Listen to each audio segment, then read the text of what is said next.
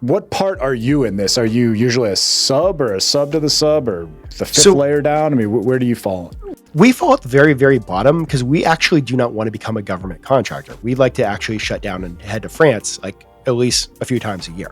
Becoming a government contractor is an easy way to work 80 to 90 hours per week. Wow. So we come in behind the scenes and we do a few things. We do consulting with the government contractors. We have a good heartbeat of how the market feels, what the market is priced at. So when they reach out to us, they're like, hey, we're looking at putting together this proposal. Here's kind of some of the things. Can you chat with us about what it looks like out there to help us put together a successful proposal? Then there's other times that we come in behind the scenes and we help them fill the positions. They have their internal recruiters. They fill, I say, a good 80% of it. We come in and help those hard to fill positions that need the additional help. And if you want a good laugh, there's even a time where we actually got called in and we told them that we will not actually be able to fill a single position because they bid it so bad. But what they wanted us to do is build out a market map so they could present it to the government to try to ask for more money.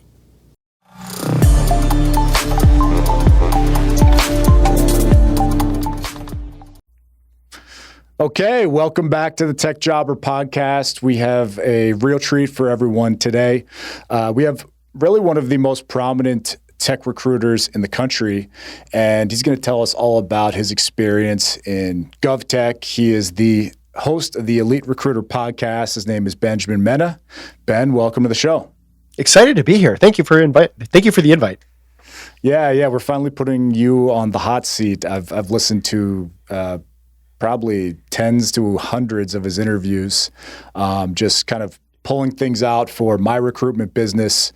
But obviously we are tech career focused here. So we're going to start off with some of his best tips as far as GovTech goes, how to get started, what it is exactly, and what type of money you can make, and also if it's worth it with the implementation of Doge recently. And then we're going to talk about his best recruiting tactics. I know a lot of people are Ben's fans. I told them I was going to have him on, and they're going to want to hear some of his best secrets for recruiting because he hears everyone's best stuff, and I'm sure he cherry picks some stuff for himself. And then I want to hear about the podcast and his success tips. So that's kind of the order of things we're going to get into. But Ben, let's talk about GovTech. What is it? There's government contracts. I've been all commercial my entire career, so why don't you just cook with what it is exactly? So a lot of times when I'm speaking with people that know nothing about the government contracting world and the federal government, I ask them this simple question, or it's about a 60-second thing. Have you ever heard of a company called Amazon? And most people are like, yeah, duh. I get an eye roll. And I'm like, have you ever heard of a company called Microsoft? And you can literally hear the eye roll like on the phone. And then I asked them, did you know that both those companies are large-scale government contractors also? And most people are like, didn't know that. Or, yeah, I knew that. So here's what happens. Give you the perfect example. The Pentagon asked for some help. They want to move the Joint Warfighter program, the F-35 program, over to the cloud. It's going to be a 10-year program worth $9 billion. $9 billion. So they asked for help. Amazon throws their name in the hat saying we could help. Oracle throws their name in the hat saying we could help. Microsoft does the same thing. And what the government does is they award the government contract to a company that says they can do it typically at the best price. So these large-scale companies that we all heard of, behind the scenes, many of them are also government contractors supporting the federal government. So, and in that world, that's where all the GovTech happens. Okay, so I didn't know any of that. Again, I know obviously those companies, but I didn't know they were so kind of heavily involved in the government. But one thing, from my side, I've heard about there's a government contract. There's something called the prime, the sub to the sub, the sub to the sub to the sub. I've kind of tried to deal with some of these, and it's like, they'll say, hey, get us these type of candidates. I present them, and they say, cool, we'll let you know if we win the bid. I was like, what? So, I thought we were going to get interviews now. Like we don't have the bid. So how does this work exactly? I mean, that's one of the things, like especially like candidates looking for jobs or recruiters that are looking to support companies. It's one of the first questions they should ask in the government space is like, hey, is this a fully awarded contract, or are you guys chasing a proposal? two different things, but not every company will tell you that. So give you a perfect example, looking back at that we'll say Amazon won that large government contract.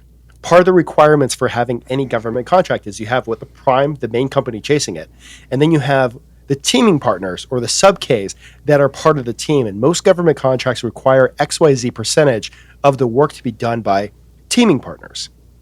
And then that's where it gets interesting, where a teaming partner can't fill the work, so then they ask for help from another teaming partner, a sub-K to a sub-K.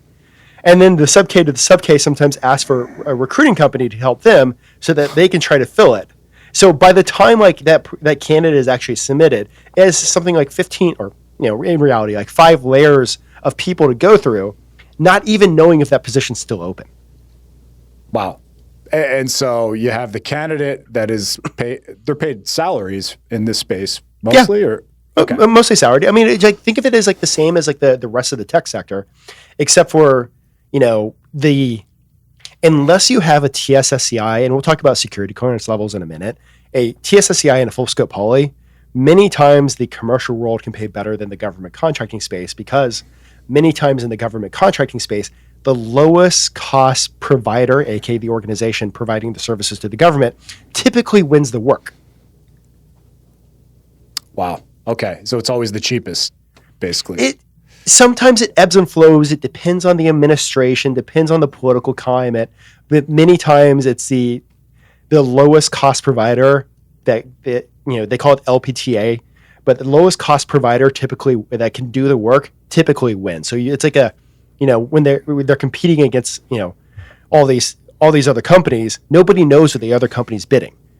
So they all put together these proposals, submit them to the government. The government's like, you are the lucky winner. Wow.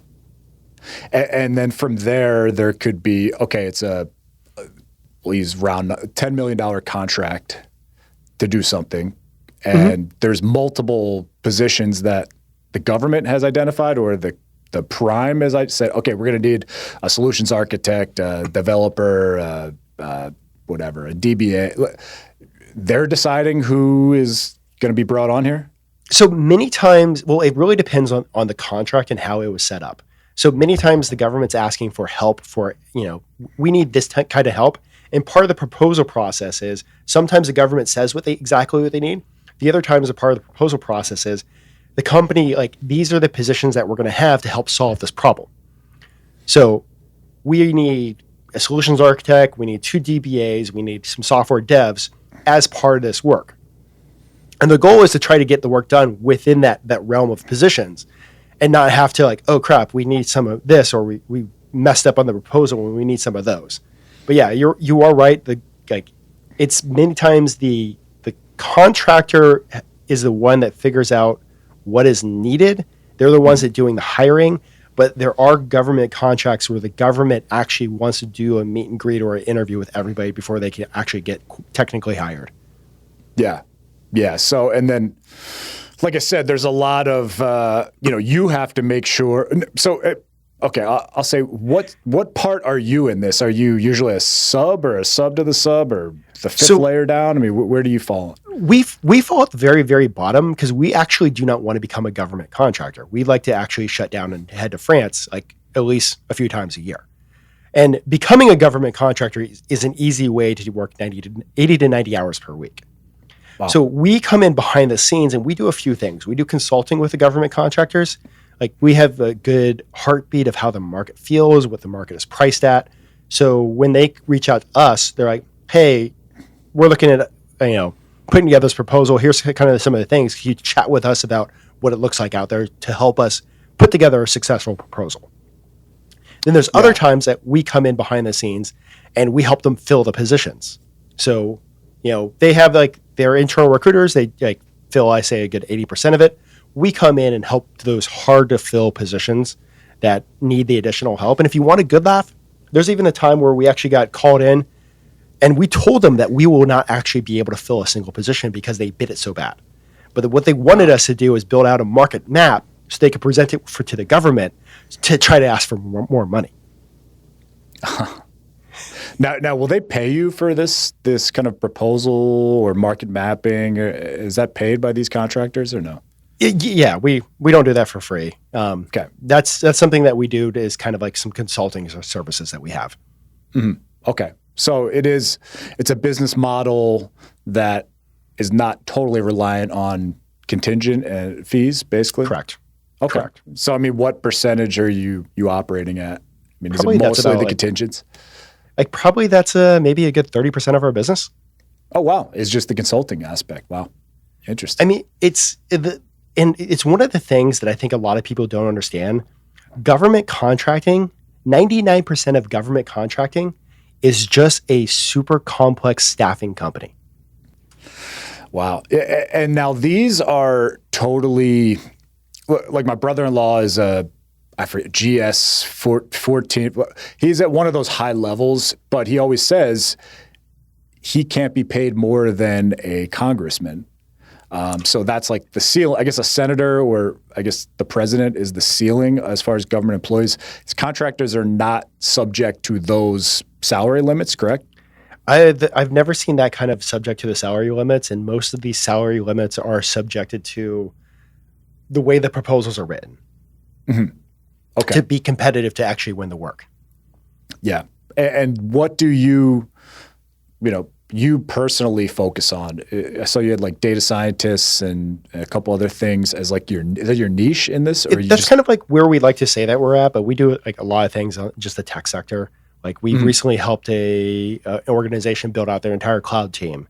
We've done a lot of data engineering and data science supporting the CI poly or some of the 3-letter agencies that require CI polys and full scope polys.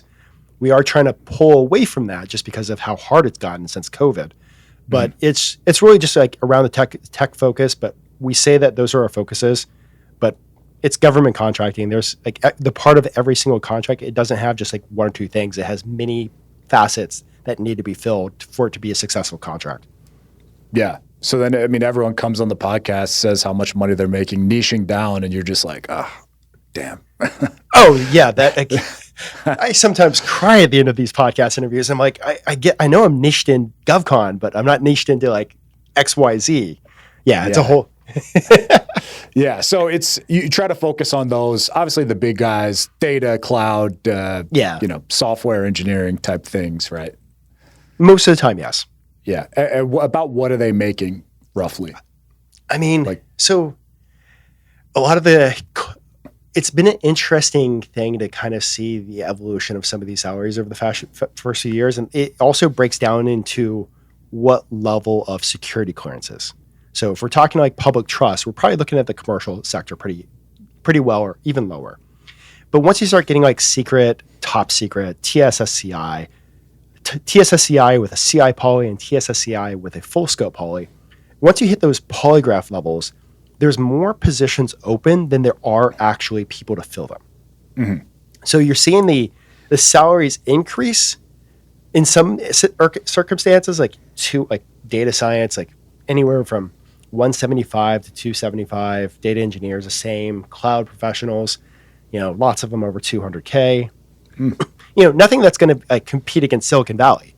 I always tell people if you're looking for like Silicon Valley numbers, just either do one of two things: fly out to San Francisco or fly down to Miami. Yeah, no, 100%.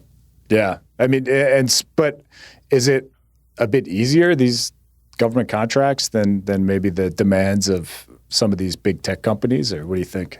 I mean, are we talking pre-Doge or post-Doge? We're going to get into that in a sec. But, I mean, in general, before that, what did you think? I mean, is it like, all right, I make 175, but it's like I'm done at 5. I'm not doing a whole lot.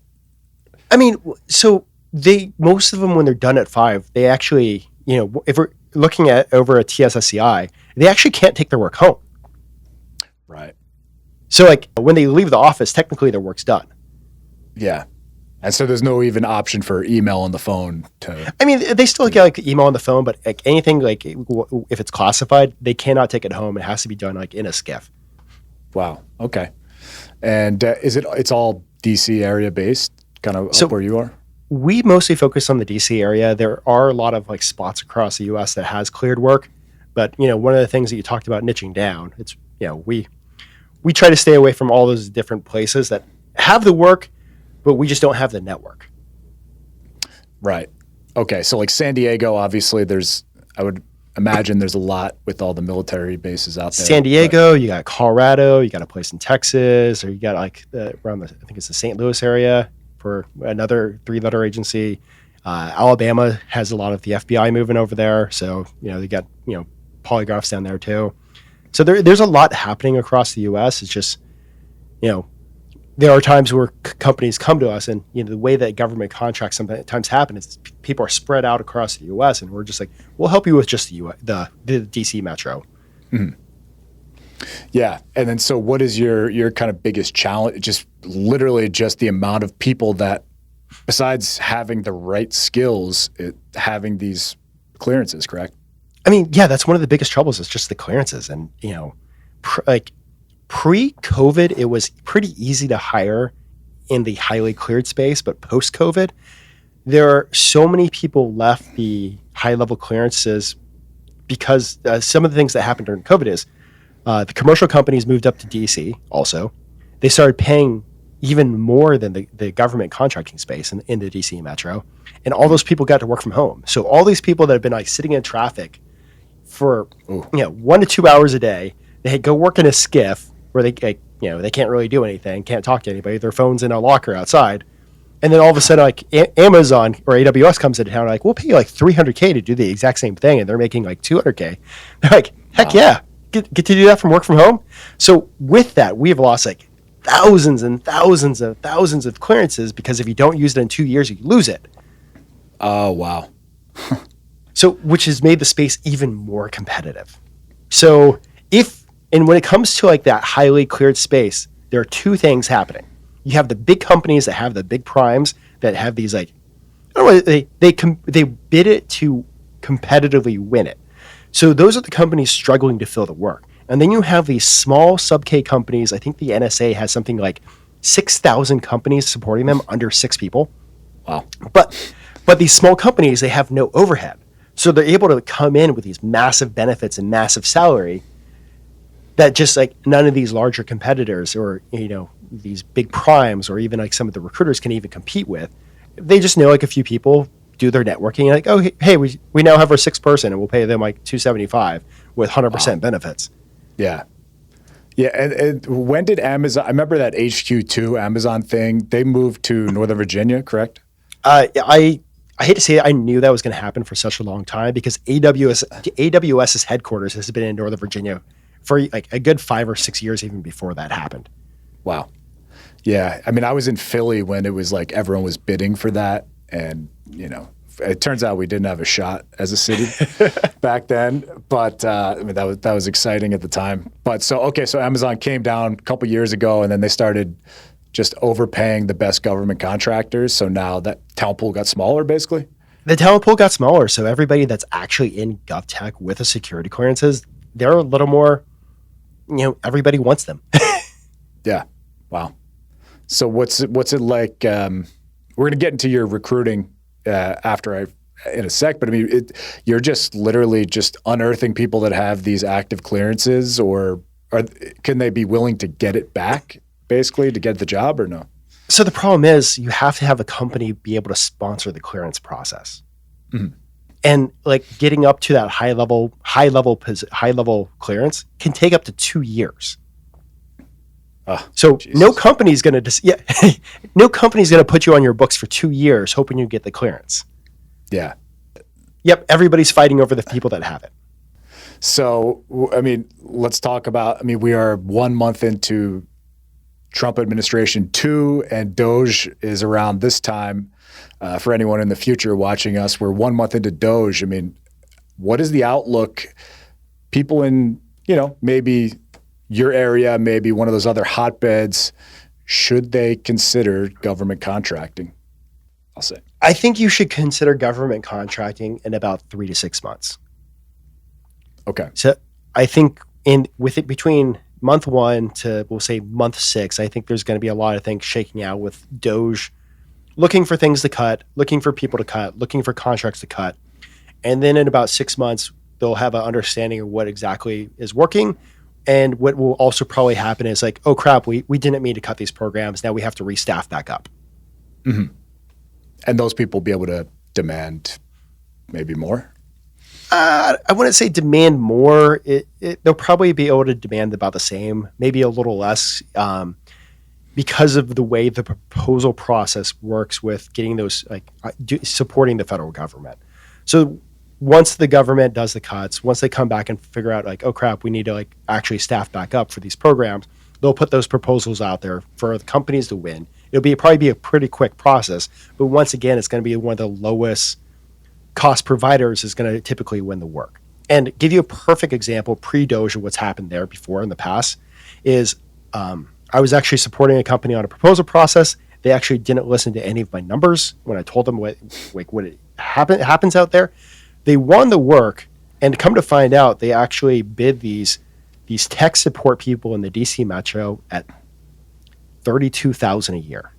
Oh, but you're going to love this. Those tech support people also required a TS-SCI security clearance. So they lost every single person on the program. wow.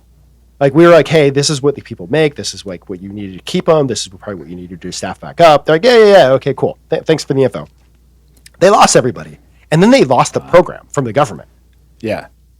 So when I see a quick rush of trying to get staff back up with these positions and with the supporting the federal government, I think many times that they're going to pick one of the lowest cost providers. So it might not be the same salary. I think it could even be a little less, just the way that the proposals are going to go through and who's going to get selected to fill them. Mm-hmm. Yeah. Yeah. So, I mean, the outlook is, I guess, a little hazy for right now, but I say the outlook is a little hazy. The DC market is, I don't want to use the word scared right now, but probably scared. It's nobody knows what's going to happen next. Nobody knows where things are going to be at. I mean, typically the DoD never gets any cuts, but they're talking about an 8% cut on a 5-year for the next 5 years.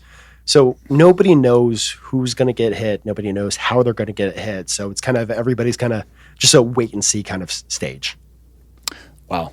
Okay. Well, maybe before you dive into GovTech, maybe wait things out a little bit.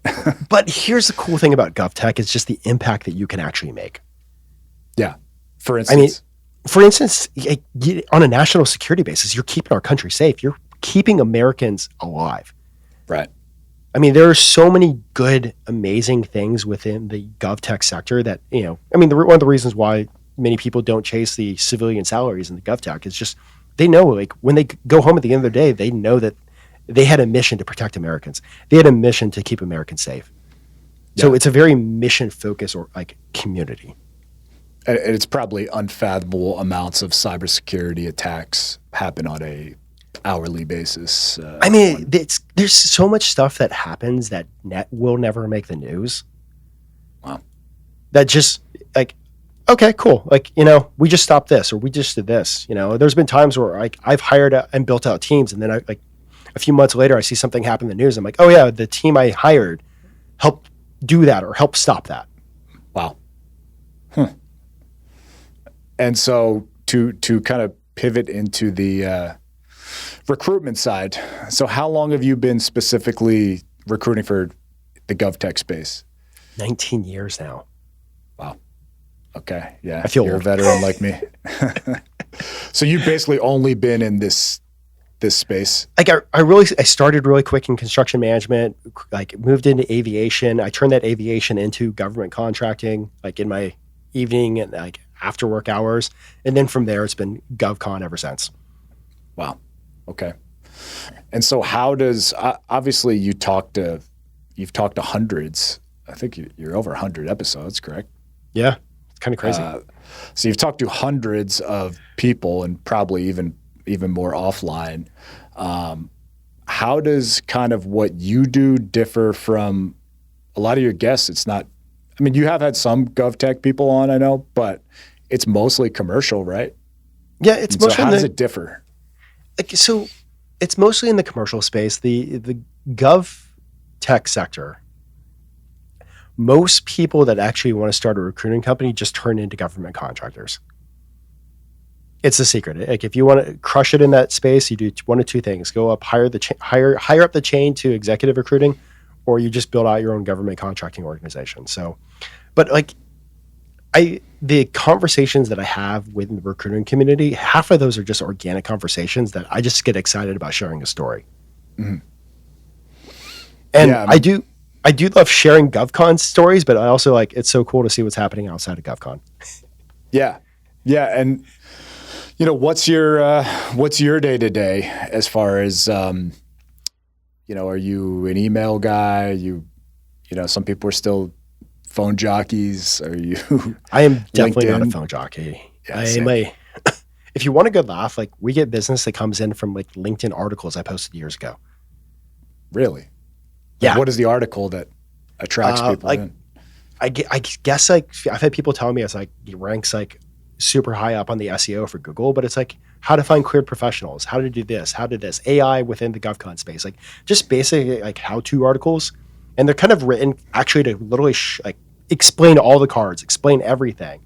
But I think the thing that happens is they read it, they're like, oh, this is great. We're not going to implement it. Let's call Benjamin.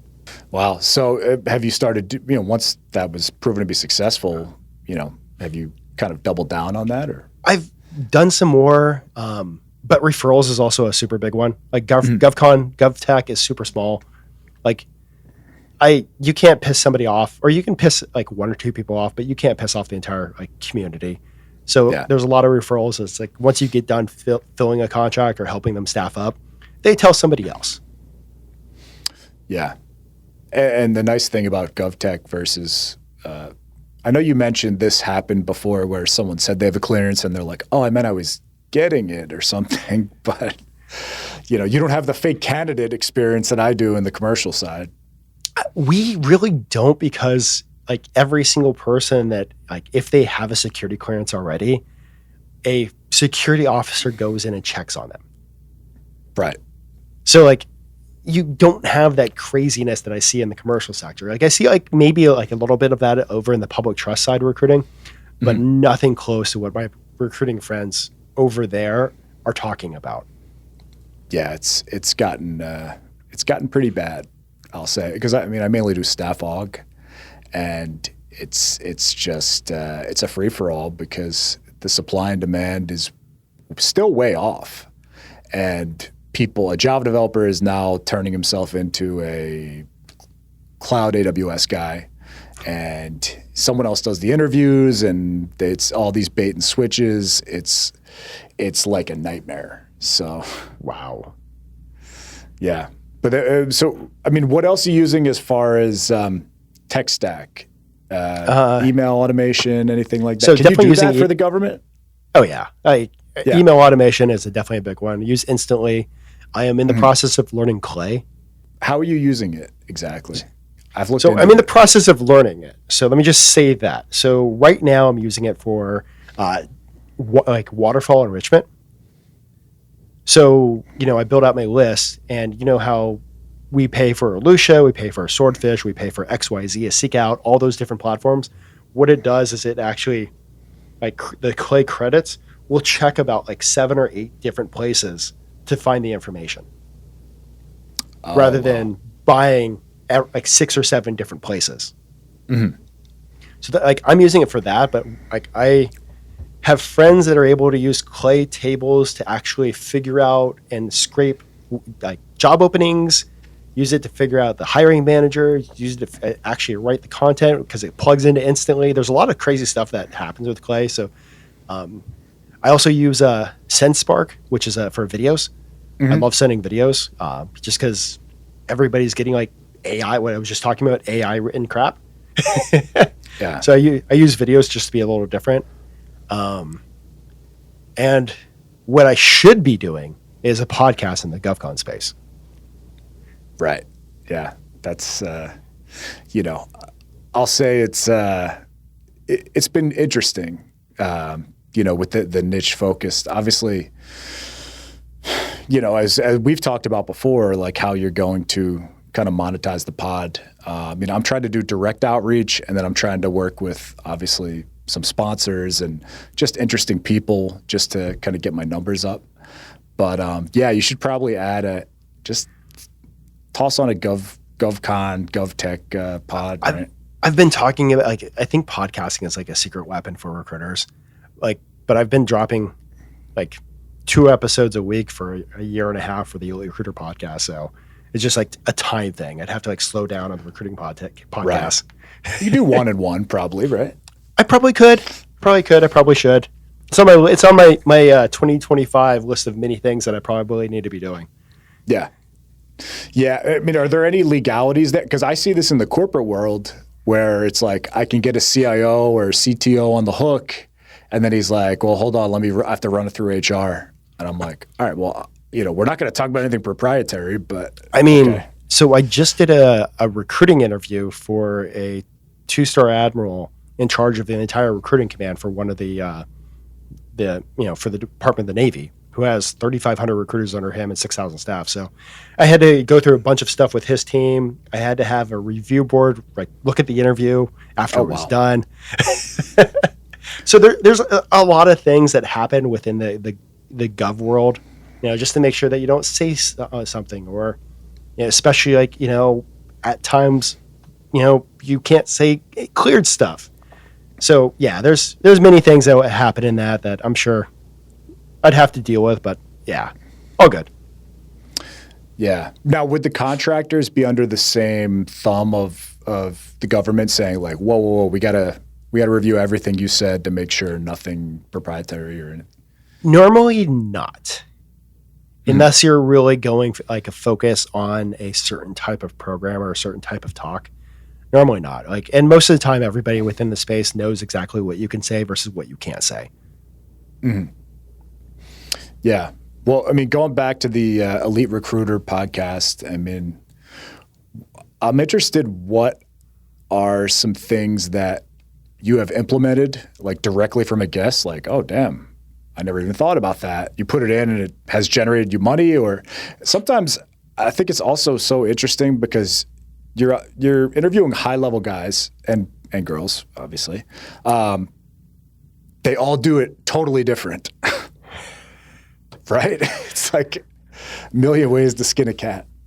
And I really need to find like another verbiage other than a million ways to skin a cat. I have 3 cats that are awesome. But there was a 2-day window where I interviewed $3 million billers. And all 3 of them completely did the business differently. Yeah. Like, I'm just like, I got done for like literally was like a Thursday, Friday, and by the weekend I was just like, I don't know how they do it. Like, and it's one of those things, like, I think it's like a little bit for me, like information overload constantly. Yeah. Yeah, but that's how I feel. But it's one of those things, I think, that people that have really zoned in, niched down, are the ones that are having the most success. So some of the things that I have learned from my own podcast, actually, the first one was from an interview with Jen Meyer, who started her recruiting business when she had a baby. And I was just like, you know what? Between the hours of 4 and 7, you can't get a hold of me. That was something I implemented now that I have a kid. Like, I'll get back to work after 7, but unless it's an emergency, I'm not answering my phone. That was something, a little work-life balance, what I picked up from a multi-million-dollar biller. Yeah. And it's weird, like, even just saying biller, like, it could mean totally different things. Like, in the staffing world, I'm always like, all right, are you talking about the total revenue? Or are you like I never know what people are talking about. Like, some people say I billed $2 million. Like, okay, you got $2 million in contingent fees. Well, no, it was actual. I'm just like, even the way we talk is different. That is something that I see. Like, I see some people that are like, oh yeah, I just hit $1 million, and then you find out they're a staffing company, and like, okay, it's and then they're like $1 million of revenue. I'm like, so that way your margins. So you picked up, based on what was your gross margin? This. Okay, what was this? And then you come to it's a completely different number. Yeah. But then, like, you talk to like $1 million billers and direct hire fees. They're like, yeah, no, my fees that I took were $1 million. Or if they're working for an agency, it depends on what the split with the agency are. They could be $1 million biller, but there could be at some agencies only taking home 35% of that. Other agencies, they could be taking 50% of that. Other agencies, 80%. So it really depends where they're working and what they're doing when they say that, $1 million biller. But most of the time, like within the podcast, I haven't had enough interviews when it comes to the staffing side of the house. I've been trying to get more and more of them, but most of it's been like the executive recruiting, direct placement recruiting, that kind of stuff. Contingency recruiting, a little bit of staffing, but not as much as I want to. Yeah. And it's wild. Like the use of social media varies wild. You think all of us would be doing things the same way. And even that is wildly different. Yeah. And I know people that have posts every day, they get zero business. And then I know people where like his firm had like $2.5 million in direct placement revenue. And 40% of his business comes from his LinkedIn posts. Yeah. Yeah, it's crazy. Like, cause I remember, what's his name? Brett Orsaga, is it Orsaga? Brett Orsuga? Brett Orsuga. Yeah. Yeah. He was like, I never post any jobs. And I'm like, oh my God, that's all I do. My feed is all job posts. He never posts any jobs, but he keeps on, we were chatting cause he's actually going to be speaking at a summit I'm holding in like a week and a half. But he's just like, yeah, like everything right now is inbound to him. Like he's constantly being like inbound, and he does a great job with his social media. Yeah. And he's all like motivational kind of, and lifestyle stuff. I see. Lifestyle stuff. Like I've been dealing with the flu this week, and then I pop on Instagram and Brent, I love you. But I'm like, he's like hitting the gym at 4 a.m. and I'm like half dead at 4 a.m. Right. Yeah. You're up in the middle of the night. Yeah, it's just wild. I mean, and I think when we did our interview, I told you in COVID, they were just like, hey, can you fill these clinical roles? I was just like, sure. And I just kind of figured it out, and it was like wildly profitable. But other people, it's like, I'm successful because I turned down anything out of my niche. I'm like, wow, like there's no straight answer. And I think that's the trouble. I think like one of the things is you listen to all these podcasts, you have to, you listen to it for inspiration. You listen to it for like that one nugget that can make a difference, but then you have to go write your own story. You have to go write your own path. You're the one that's going to be putting in the reps, putting in the push-ups, putting in whatever work that needs to be done for your story. Because we talk about the highlights on these podcasts. We talk about all the amazing things and like what has worked, what hasn't worked. But one of the things that's always missing is those hours and hours and weeks and years of hard work that happens behind the scenes to look like that overnight success that we highlight. Yeah. Yeah. And like, I tried to change everything up last year, and I was doing the Loom videos and the follow-ups, and honestly, it didn't do me any good. It did me no good at all. I wasn't getting responses on the Looms or the LinkedIn videos. It just like, I was like, all right, I'm going to, and now my outreach is basically just cherry picking executives to try to be on the podcast and just doing follow-ups on my network. So it's every industry is different. Every space is different. Every person's different. Every approach is different. Yeah. It's kind of wild. Yeah. So if you were going to start a staffing business or recruiting business now, with everything and you've seen the most successful people in the game, what would you do? What would you focus on? How would you do it? So if I wanted to blow up everything and I was starting over from scratch, there's a few things that I would actually look at and think about doing. I would first of all think about, in the back end before starting, what's a place that I can develop a community? I think community is going to be one of the most powerful things when it comes to recruiting over the next few years. How can I focus on that niche community space where I can become the go-to person, but I can find a way to feed a community, help them out, but also, get to know everybody, but also a place where I can build a community. So second of all, like I said, we talked about their niche. I would niche down, whether it's a few jobs, whether it's a sector, whether it's something. I would be 1,000 times more niche than I am right now. And the third thing I would look at is maybe moving up higher the food chain. Maybe look at focusing more in the executive space, because of one of the things, depending on what you're focusing on, the niche that you're in, the industry and the community, AI is going to have a huge impact in recruiting in every single space moving forward.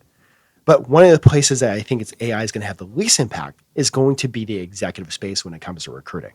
Mm. So if I was going to blow up everything, start tomorrow brand new, those were some of the things that I would really analyze before jumping into a space or a sector. Yeah. And then speaking of AI, you've had a lot of experts on in our field. I mean, I remember when I was at an agency like 10 years ago, boss comes back from a conference and he's like, you're all going to be out of a job because AI is just, I'm like, okay, well, I'm still waiting. But I mean, what have you seen that looks really interesting? Obviously, Clay you mentioned, which I think people are using really well. Anything else that kind of piques your interest right now? People GPT is actually pretty good. I love their new AI agent that they just dropped. That's another good one. Last year was if we're looking at AI in recruiting, last year was the growth of natural language search, mostly happening in the sourcing side of the house. This year, from now until the end of the year, one of the biggest things that's going to be in recruiting is the rise of AI agents. So we're going to start to see like agents doing stuff like, helping you find the people and message the people. We're going to be looking at agents that can go into your databases and start cleaning up a lot of things rather than hiring a VA. So many of the things that people have had VAs for or team members for or something of that nature, pretty soon AI agents throughout the end of this year are going to be able to handle that. Wow. No, I mean, that'd be great. That all that low level work is I mean, the VA is such a game changer. And then obviously an AI agent would be even more so. And I mean, it's, I've been paying for the OpenAI's Pro account. I've had the operator play with my ATS. I had to make a list in the ATS. I had to go into my LinkedIn account and do stuff. It works pretty good. Like I see it being way better in 6 months, but at the moment, sometimes it acts like a drunk toddler or acts like a recruiter with 75 tabs open. Yeah. So I mean, like, what has it made mistakes on so far? One of the things that I actually asked it to do is go into my LinkedIn Sales Navigator account, build out a list of the XYZ skill set within the DC Metro. It went and did that really well. But the second part of the request is I want you to go find their contact information and put it all in a spreadsheet. So at that point in time, it didn't have access to any of my contact finding accounts, like a Seek Out or a Signal Hire, or any of that stuff. So it actually, weirdly enough, it built out the list really well. And then when I started cross-referencing that, it actually started looking at all these articles about how to find people's information. So it actually went to it started going through every single point in all these articles. Like if the article didn't work, it went to the next article. Like it would go into Hunter.io's free account and it burnt up all the credits. Oh my God. And then would put that into a spreadsheet, but it was it was a bigger list than it could do, but by the time it was semi even done, there was about 45 tabs open and it started getting lost on which tab did what. Wow. So it's almost like what people if you say all right, we're a toothpick company, make toothpicks. AI, if unchecked, will just kill everyone by just making too many toothpicks and the whole world will be full with toothpicks or something. Maybe. But it's one of those things I know it's only going to get better from here. Yeah. Right. I know it's only going to get smarter. There's an AI focused recruiting company that started 2 years ago that's now worth $2 billion. Wow. Which one is that? It's a Mercor. They're an AI staffing company. Just totally AI. Yeah, totally AI. AI does everything, and they're a staffing organization where all these people are on their payroll. Wow. That's wild. That's scary. But it's one of those things I also see with the rise of AI. I think we'll say end of this year going into next year, I can see small teams of 5 to 10 doing, $10 to $20 million in recruiting revenue. Yeah. Yeah. I think the agency model that I grew up in is just totally dead. You have the account managers and everyone's making base salary of 60 to 85K. And then you have the recruiters, everyone's making 50 to 80K. And, and a lot of people just sitting in an office for, it's $500K in salaries and benefits. Just, you don't need that anymore, really. Man, I wish I got that 50 to 80K base salary when I started out recruiting. Yeah. 27K, baby. Wow. I was 35K when I started. I was thrilled. I think I got up to 32K after the first 9 weeks. Yeah. Right. Yeah, I was about the same. So, but why don't we close off with a question you asked me? Any books, podcasts, YouTubes that are very impactful for you, or things you could recommend? Success tips? What do you think? There's a book that I need to pick it up and read it again, but it's probably had it was a book that had a huge impact on me. Good to Great by Jim Collins. And the part of that book that had the impact was where they were talking about the Stockdale paradox. And, Jim Stockdale was a Vietnam prisoner of war. And he was like one of the longest prisoners of war, the highest rank out of the entire war. And they did an interview with him, had a good conversation. When the interview was done and they were all packing up and just still chatting, the interviewer asked him, who didn't make it out of the camps? Who didn't make it out of the prisons? And he said, the optimists. And I was just like, wait, what do you mean the optimist? Like in my head, I was like, I'm the optimist. Everything's going to work out. And he's like, these are the optimists. They thought that they were going to get out by Valentine's Day. They didn't. They thought they were going to get out by Thanksgiving, and they didn't. They thought they were going to get out by Christmas, and they didn't. They died of a broken heart, and they died because of it. Wow. And the thing that you need to do is you need to have a brutal realization of exactly where you're at, with the hope and the goal of knowing where you want to go. But if you don't realize exactly the situation that you're in, you'll be the optimist that dies. Right. Wow. What was that book again? Good to Great by Jim Collins? Good to Great by Jim Collins. Okay. And speaking of where you're going to go, I mean, where are you taking this elite recruiter thing? I mean, I know we talked about you doing a community. So I've started putting on summits, which have actually been kind of crazy. On average, about 1,000 people sign up per summit. Wow. So that started doing things. I have a lot of people tell me that I'm an idiot because I make them so cheap. So it's actually free for the live sessions, and then like pre-summit, it's like $99 for the replays. During the summit, $149 for the replays. After the summit, $299.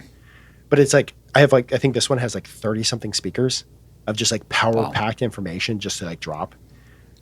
Working on the community, so still working on putting that together. But it's just it's one of the things that I tell people. I had no idea where I was going to go with this, but I took an idea and just started running with it. So you don't have to think about having everything perfectly set up and magically put together. If you have an idea, go build an MVP and just go have fun with it.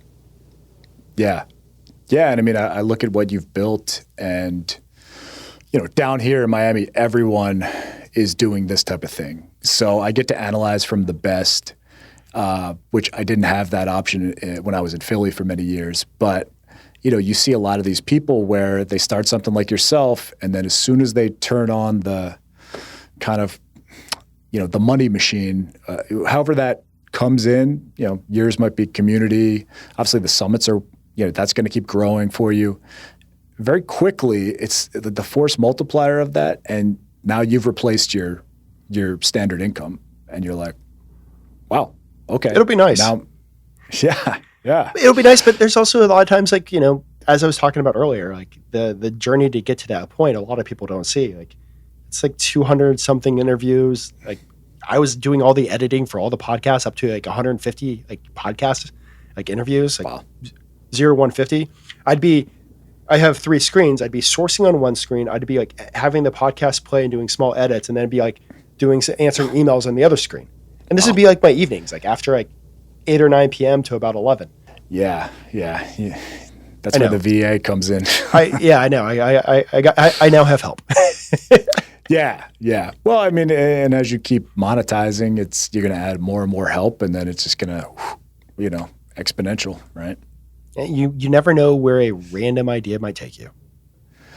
Yeah. Well, and as I was telling you before we went live, I bought the full summit, and I just put on a speaker, get on the elliptical, and I burned thousands of calories to that damn summit. Let me tell you, it's been great. It was an amazing use of, I forget what I paid, because it was like I paid the $149 or whatever, and well worth it. I already picked up actually a couple contracts because of some techniques. I'm like, it's not always new eurekas. It's like, yeah, I used to do that. Why don't I do that anymore?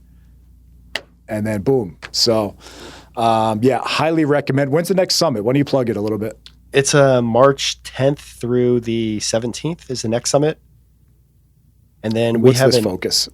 So this one's just rock the year. So it's really just going to be a combination of like mindset, artificial intelligence, sourcing, talking about sales strategies, recruiting, all sorts of things. But it's really just like, I think 2025 could be the year of abundance for a lot of recruiters.